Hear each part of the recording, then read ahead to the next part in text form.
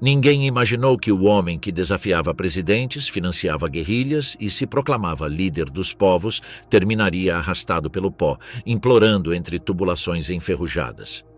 Muammar al-Gaddafi não foi apenas um ditador. Foi um arquiteto do medo, um fabricante de mitos, um tirano que converteu um país em cenário de seu próprio delírio. Durante mais de 40 anos, governou a Líbia como se fosse sua propriedade, entre discursos eternos, execuções televisadas e uma guarda de mulheres armadas escolhidas por sua virgindade. Controlou o petróleo, os corpos e até o pensamento. Mas o mundo que construiu com ferro e culto desmoronou em um só dia, sob o olhar faminto de telefones móveis e balas sem justiça. Como passou de líder revolucionário a ditador repudiado por seu povo? Que mecanismos de controle utilizou para sustentar seu poder? E por que sua morte brutal ainda persegue a quem a presenciou? Nascimento de um ditador, a formação de Muammar al-Gaddafi. Nas vastas extensões do deserto líbio, onde as dunas se estendem até se perderem no horizonte, nasceu em 1942 o homem que governaria durante 4 décadas. Muammar al-Gaddafi chegou ao mundo em Qasr Abu Hadi, um assentamento beduíno ao sul de Sirte, quando a Líbia ainda jazia sob ocupação britânica após a derrota do regime fascista italiano. Sua família pertencia aos Qadadfa, uma tribo beduína que sobrevivia nas condições mais extremas do Saara.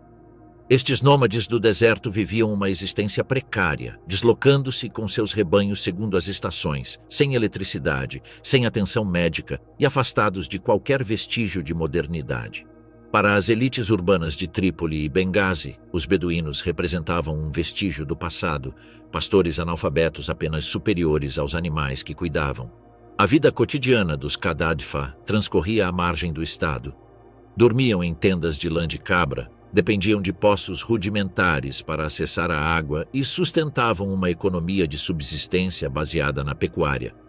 A identidade tribal era tudo. Determinava alianças, acesso a recursos e proteção frente a outros clãs rivais. No entanto, o jovem Gaddafi possuía algo que o distinguia, uma sede insaciável de conhecimento que seus mestres reconheceram precocemente. Enquanto outras crianças de sua idade ajudavam nas tarefas familiares, ele foi enviado para estudar primeiro em Sirte e depois em Seba. O Islã não só estruturava sua educação formal, senão que moldava cada aspecto da vida tribal, proporcionando tanto guia espiritual como organização social. Na escola, Gaddafi se mostrou como um aluno disciplinado, mas inquieto. Lia tudo o que caía em suas mãos: biografias de líderes revolucionários, panfletos anticoloniais, o Corão e livros de história. Sua admiração precoce por figuras como Omar al-Mukhtar, o líder da resistência líbia contra os italianos, deixou uma marca indelével em sua cosmovisão. Al-Mukhtar, conhecido como o Leão do Deserto, se converteu em seu primeiro herói pessoal e símbolo de luta anticolonial. Durante estes anos formativos, correntes revolucionárias começavam a agitar o mundo árabe. A humilhante derrota na Guerra Árabe-Israelense de 1948 havia despertado uma geração de jovens nacionalistas. No Egito, Gamal Abdel Nasser emergia como o líder do panarabismo, promovendo a unidade de todos os povos árabes sob uma só bandeira revolucionária. A mensagem de Nasser, transmitida por rádios de onda curta, encontrava eco nos jovens líbios que sentiam que seu país havia sido relegado a um peão dos interesses ocidentais. As ideias do nasserismo, soberania econômica, neutralidade ativa e dignidade árabe influenciaram profundamente no pensamento do jovem Gaddafi. Após a independência líbia em 1951, sob o rei Idris I, Gaddafi ingressou na Real Academia Militar de Benghazi. Esta instituição, assessorada por oficiais britânicos, se converteu em sua universidade política. Entre exercícios de tática e telecomunicações militares, o jovem oficial absorvia as ideias que transformariam sua visão do mundo. Sua viagem ao Reino Unido para treinamento especializado só reforçou sua convicção de que os árabes deviam libertar-se definitivamente do jugo ocidental. Durante sua estadia na Grã-Bretanha, Gaddafi visitou Londres, onde ficou impactado pela arrogância da elite inglesa e pelo que percebia como uma cultura materialista e desarraigada. Regressou à Líbia com um ódio mais consolidado em relação ao colonialismo, convencido de que a modernidade devia construir-se em termos árabes e não europeus. Nos quartéis de Benghazi, Gaddafi fundou em segredo o movimento de oficiais livres, copiando o modelo egípcio que havia derrubado o rei Farouk em 1952. Estes conspiradores compartilhavam uma ideologia comum: panarabismo, justiça social e eliminação total da influência colonial. Durante anos, celebraram reuniões clandestinas, recrutando seguidores e planejando meticulosamente uma revolução que mudaria para sempre o destino da Líbia. O grupo se caracterizava por sua estrutura celular, extrema discrição e uma férrea disciplina ideológica. Gaddafi exigia lealdade absoluta e selecionava pessoalmente os membros segundo sua origem, visão política e predisposição à ação. A oportunidade chegou na madrugada do 1º de setembro de 1969.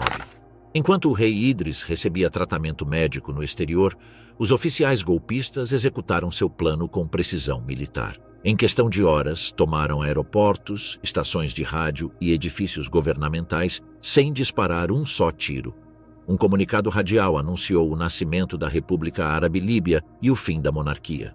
O anúncio foi redigido pelo próprio Gaddafi e começava com a frase: "Desde este momento, a Líbia é livre." O tom era direto, populista e carregado de simbolismo nacionalista. Os primeiros decretos revelaram a magnitude da transformação: expulsão de todas as bases militares estrangeiras, nacionalização da indústria petroleira e eliminação das comunidades italiana e judaica do país. O petróleo nacionalizado financiou programas massivos de educação gratuita, atenção médica universal e modernização de infraestrutura. Escolas brotaram em aldeias remotas, hospitais se construíram em cidades antes desatendidas e a eletricidade chegou a comunidades que nunca haviam conhecido a luz artificial. Também se estabeleceram programas de alfabetização para adultos, subsídios para moradias rurais e campanhas de vacinação que reduziram drasticamente a mortalidade infantil. O impacto foi imediato. Em menos de uma década, a Líbia passou de ser um país marginal a um dos mais desenvolvidos do continente africano em termos de bem-estar básico. Em 1975, Gaddafi codificou sua filosofia política no Livro Verde, uma obra que pretendia oferecer uma alternativa tanto ao capitalismo como ao comunismo. Esta terceira via promovia a democracia direta através de comitês populares, rejeitava os partidos políticos tradicionais e proclamava a superioridade do sistema tribal árabe sobre as instituições ocidentais. O texto, dividido em 3 partes: a solução do problema da democracia, a solução do problema econômico e a base social do terceiro caminho, foi apresentado como uma revolução teórica equivalente ao Capital de Marx ou o Contrato Social de Rousseau. O livro se distribuiu massivamente em cada escola, escritório e lar líbio. Sua memorização se converteu em requisito para obter empregos governamentais, aprovar exames universitários e participar em cerimônias oficiais. O texto, escrito em árabe simples e repetitivo, facilitava sua internalização por populações com níveis educativos básicos. Além disso, se traduziu a mais de 30 idiomas e foi enviado a embaixadas e organizações de países do terceiro mundo como amostra da alternativa líbia ao modelo ocidental. Em 1977, a transformação política culminou com a declaração da Jamahiriya, termo que se traduz como Estado das Massas. Teoricamente, este sistema estabelecia uma democracia direta, onde cada cidadão participava na tomada de decisões através de comitês populares locais. Estes comitês enviavam delegados a congressos regionais, que por sua vez elegiam representantes ao Congresso Geral do Povo, o máximo órgão legislativo. O Congresso era apresentado como uma expressão direta do poder popular, mas na prática se limitava a ratificar as decisões já tomadas pelo entorno de Gaddafi. O líder assistia às sessões vestido com túnicas tradicionais, pronunciando longos discursos que eram aplaudidos de pé por centenas de delegados. A realidade diferia dramaticamente da teoria. Enquanto os comitês populares debatiam temas menores como horários escolares e reparação de ruas, as decisões cruciais sobre política exterior, orçamento nacional e segurança interna permaneciam nas mãos do círculo íntimo de Gaddafi. Os comitês eram vigiados por membros dos comitês revolucionários, uma espécie de polícia política encarregada de assegurar que as deliberações seguissem os lineamentos do Livro Verde. Qualquer desvio ideológico podia considerar-se traição. A construção do culto à personalidade começou desde estes primeiros anos. Gaddafi rejeitou títulos tradicionais como presidente ou primeiro-ministro, adotando em seu lugar denominações como irmão guia da revolução ou líder do povo. Estátuas, retratos e murais do líder proliferaram em cada cidade e povoado. Seus discursos eram transmitidos integralmente por rádio e televisão, interrompendo programação regular sem aviso prévio. As escolas eram obrigadas a reproduzir os discursos em horário de aula, e as crianças deviam recitar extratos do Livro Verde em assembleias escolares. Nos meios estatais não se podia criticá-lo nem sequer de forma implícita. A imprensa estrangeira era filtrada cuidadosamente antes de ser distribuída. No entanto, junto com estas mudanças sociais positivas, se estabeleciam simultaneamente os mecanismos que converteriam a Líbia em um estado policial. Os primeiros dissidentes começaram a desaparecer das ruas de Trípoli e Benghazi. Estudantes universitários que questionavam aspectos do Livro Verde eram presos por atividades contra-revolucionárias. Intelectuais que mantinham contatos com o Ocidente enfrentavam interrogatórios intimidatórios. A vigilância se estendia a nível doméstico. Vizinhos espiavam vizinhos, professores denunciavam alunos e familiares temiam falar abertamente, inclusive em suas próprias casas. A Líbia se convertia, lenta, mas sistematicamente, em um país onde o silêncio era a única garantia de sobrevivência. O beduíno do deserto havia aprendido a exercer o poder absoluto, e logo o mundo conheceria as consequências desta transformação. República do Medo, como Gaddafi converteu a vigilância em religião. A construção do aparato repressivo líbio não foi acidental. Desde os primeiros anos do regime, Gaddafi compreendeu que manter o poder requeria algo mais que programas sociais e retórica revolucionária. Necessitava um sistema que eliminasse toda a possibilidade de dissidência e que convertesse o medo na emoção dominante de seus cidadãos. O Mukhabarat se converteu na coluna vertebral deste sistema de terror.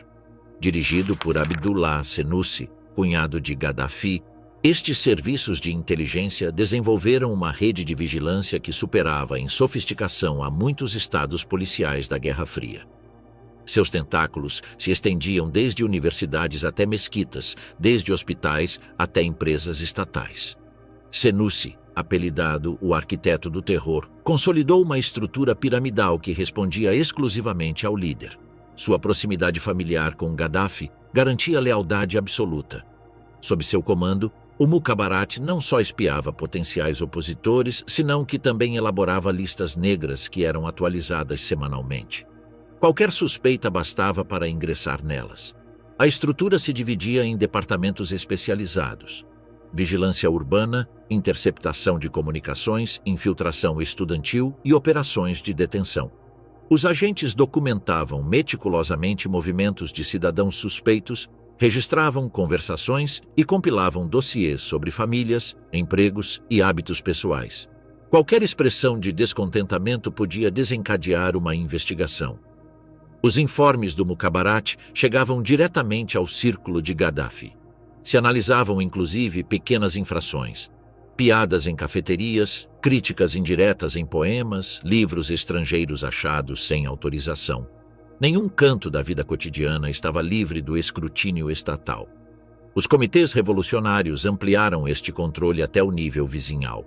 Criados em 1977 como supostos órgãos de participação cidadã, funcionavam na realidade como uma rede parapolicial que vigiava cada bairro, cada escola e cada centro de trabalho. Seus membros organizavam sessões públicas de autocrítica onde indivíduos eram forçados a confessar erros políticos imaginários. As sessões se transmitiam por rádio e televisão, convertendo a humilhação em espetáculo nacional. Em muitas ocasiões, as confissões eram lidas por membros da própria família do acusado, obrigados a delatar publicamente seus entes queridos para não cair eles mesmos em desgraça. Estes atos não só serviam para castigar, senão também para desintegrar os laços de confiança interpessoal e isolar emocionalmente a população. Uma vez presas, as vítimas desapareciam em centros de detenção como a prisão de Abu Salim em Trípoli ou instalações clandestinas operadas pelas forças de segurança. Os métodos empregados incluíam falanga, golpes nas plantas dos pés, choques elétricos em genitais e extremidades, simulacros de execução e violência sexual sistemática. Estas práticas foram reveladas por dezenas de ex-detentos após a queda do regime em 2011, com evidência forense correspondente documentada pela Human Rights Watch. Os testemunhos coincidem no uso de celas sem luz, tortura com água gelada, privação do sono e alimentação forçada com excrementos. Muitos presos políticos passavam semanas amarrados em posições dolorosas e alguns eram utilizados como exemplares para treinar novos interrogadores.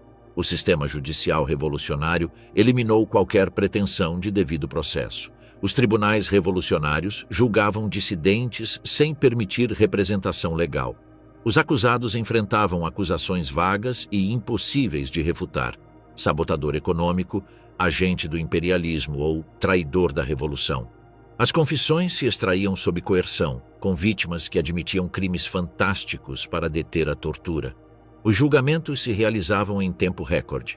Frequentemente duravam menos de 10 minutos. Os veredictos eram ditados por juízes militares sem formação jurídica, escolhidos por seu fervor ideológico. As sentenças, geralmente de morte ou prisão perpétua, eram consideradas atos de pedagogia revolucionária. O caso de Al-Sadek Hamed Al-Shuaidi, em 1984, exemplifica a brutalidade do sistema. Este estudante de engenharia de 30 anos havia regressado de uma viagem acadêmica aos Estados Unidos e participado em reuniões estudantis críticas do regime. Seu julgamento se realizou no salão esportivo da Universidade de Benghazi, frente a milhares de estudantes forçados a assistir. As câmeras de televisão transmitiam ao vivo enquanto Al-Shuaidi, visivelmente torturado, negava desesperadamente todas as acusações. A condenação à morte foi pronunciada imediatamente. Uma estrutura de forca foi instalada no centro do ginásio. Em uma cena que permanece gravada na memória coletiva líbia, Huda Ben Amer, membro do Comitê Revolucionário Local conhecida como Huda a Carrasco, pendurou-se do corpo do condenado quando a corda não produziu uma morte imediata. Huda foi recompensada com ascensões políticas imediatas. Alcançou o cargo de prefeita de Benghazi e Gaddafi a citava como exemplo de mulher revolucionária modelo.